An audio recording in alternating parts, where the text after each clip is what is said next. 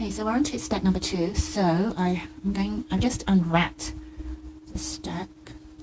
I unwrapped it from the brick. Okay, so on this one I had, if you can see, with my brick, I had a piece of onion, and as you can see, it came out very brown, and that was very different from the other stack that I had. Again, no idea why that happens. I mean, it's very unpredictable, this eco printing, I find. Okay, I've got a lot of Ixora here, and as you can see, it's come out, the result has come out very different from the one that I had earlier in the pot. So let's try and find that. I think it was this one. Nope. Is it this one? Oh yeah, so this is also Ixora, and this is what came out. Ixora again, but I'm seeing more color. I'm seeing more pinks and yellows as compared to this one. So why is it doing that? I'm not sure. Have to try and read up on that and find out why. But it's very interesting. Why? Maybe it's because of the dye pot. Okay, so I need to really carefully So yes, here's another one. Okay, more Ixora. So you can see that sometimes the plant acts as a resist. So as you can see here with the eucalyptus stem that I added in. So you can see this as well. So Ixora has left beautiful patterns, but with color as compared to the one that I saw here. So it's very interesting. And carefully peel this one. And this one was I can't remember what this leaf was. Let me see if I open this up.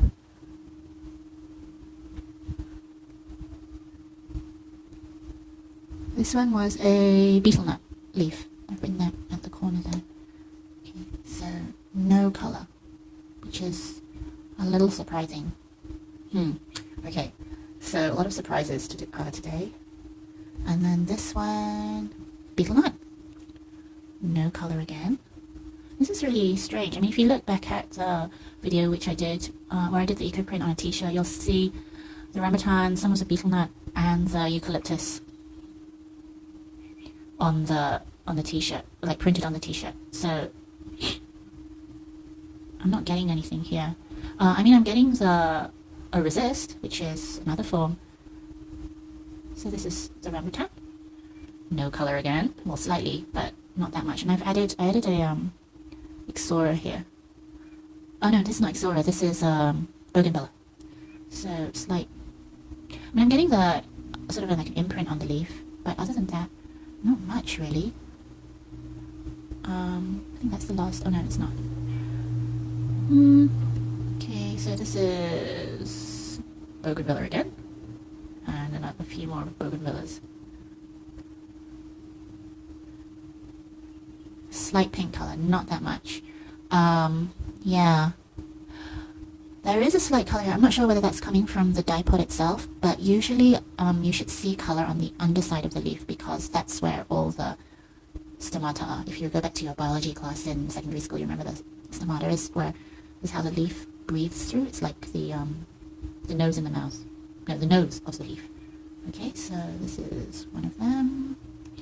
Okay, so we're on to the next one. So this is not as exciting as the one that I had earlier. Okay, but the onions are doing pretty well with this onion. I'm getting this amazing pink color. Never had that before. See? Oops. Bougainvillea. Yeah, a bit underwhelming. Bougainvillea and onion. Bit of a disappointment. But, I mean, it's all part of the process of trial and error and discovering new things. So, this one is the sea almond tree leaf. So this is actually given some nice color. Okay, so actually this was actually cut from somewhere else. Another part of a booklet. And then page... Ooh, it's stuck. More, I think this is where I had a lot of bougainvillea, and I decided just to put them all in. So I was expecting like a pink color, because I have read that they do give pink, but maybe not in this case. I mean, it could depend on when I pick them, the season. Bougainvillea, I think if I'm not mistaken, they do bloom several times a year. So it could be the time of year. But I do have a slight pink color here. Okay, I'm going to go on to the next one. So this one, so I actually did some patterns with pen as well. Machine stitching, some doodling, hand stitching. Okay, this one is the rambutan leaf. Again, no idea why there's no print, but at least I've got some interesting patterns and shapes. Oops. And this one is beetle nut. So it's really interesting, like how you can see some work and some don't, and it also depends on the time of the year that you actually pick these plants. I mean, with eucalyptus, I was expecting to see some streaks. So this is the rambutan leaf. But it's interesting, you know, you've got different shapes, and with the booklets, you can actually refer to them when you're feeling really down on your creativity, and then, you know, you can be inspired and transfer them into different pieces of work, and you can start stitching them as well. Okay, I've got 2 more, I think. Oh no, 3 more. Okay, so this is the rambutan leaf on here. Let's open this up. So neem leaf. Okay, so this neem leaf, only on the fabric. Mind you, the fabric did have iron on it, so that's probably why the color got transferred onto the fabric and not as much onto the paper, because the paper was not pre-treated. I think if I have never pre-treated the paper before, I think you would need to be very careful because it might disintegrate. Okay, eucalyptus. This is a strawberry top.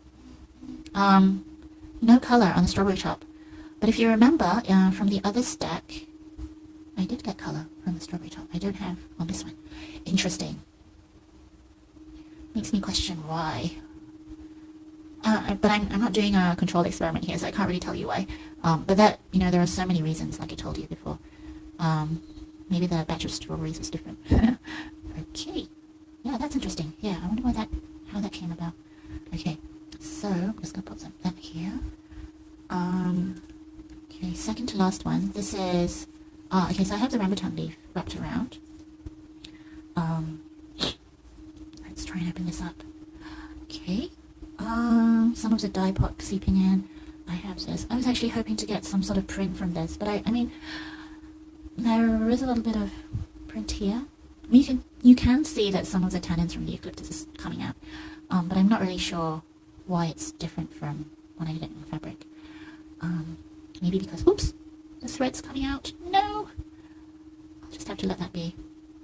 Okay, let's try and position that there. Oh, that's beautiful. This is the neem leaf. I wonder why that's yellow. Okay, so I had a piece of paper. I think it was another piece of watercolor paper that had been printed on before. And I've got a piece of neem leaf here. But the interesting bit is that the yellow color didn't transfer onto the booklet watercolor paper, but it did onto this one.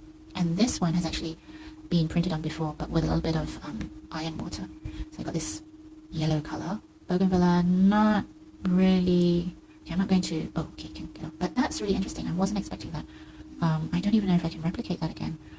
But yes, very beautiful. I love that. Okay, so on to the next one. This is rambutan. And okay, so final one. This is the final one. I've got this circle because I put a cap onto it before I stacked it up with the rest of the booklets, and so it acted as a resist. Excuse me, resist. Wow, this is from the onion. Onion skin.